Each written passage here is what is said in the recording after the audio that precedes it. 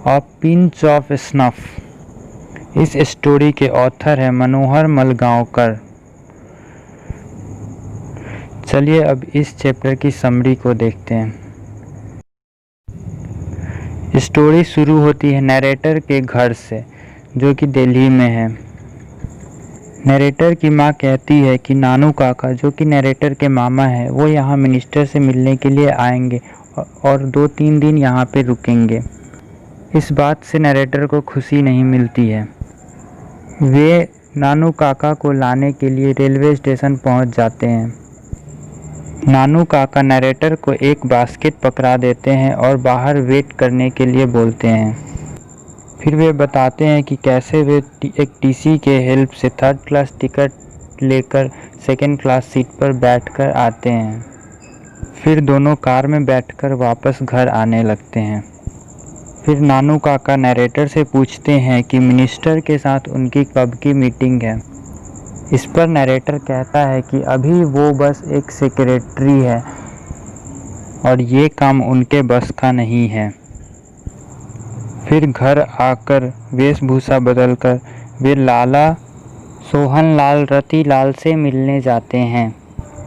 वहाँ एक सेक्रेटरी इनका वेलकम करती है। सेक्रेटरी पता करने जाती है कि अभी लाला जी के पास मिलने का टाइम है या नहीं। बगल वाले कमरे से हुक्के की आवाज़ आती रहती है, जो कि लाला जी पीते हैं। फिर वे ऊंची आवाज़ में अपने भांजे यानी नैरेटर से कुछ बातें करते हैं। वे अपने आप को बहुत ही हाई अथॉरिटी वाला पर्सन बताते हैं।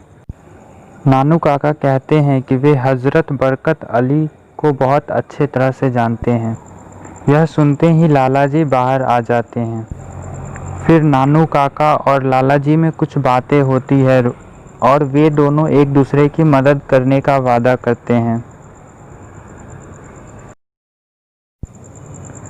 अगली सुबह नानू काका नैरेटर से एक बढ़िया बड़ी कार खरीदने के लिए बोलते हैं, जिससे कि लोगों के सामने एक बहुत ही अच्छा इम्प्रेशन जमा सके। इसके बाद वे एक मिनिस्टर के घर पर जाते हैं। वहाँ पे सेक्रेटरी पर्सन एक विजिटर बुक लेकर आ जाता है। इसमें नानू काका अपने नाम के साथ एक बहुत ही ऊंचे पोस्ट का वर्णन करते हैं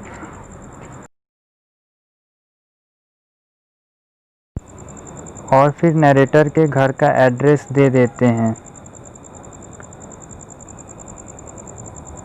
इसके बाद वे दोनों घर की तरफ आ जाते हैं। फिर वेलफेयर मिनिस्टर उनसे मिलने के लिए घर पर आ जाते हैं।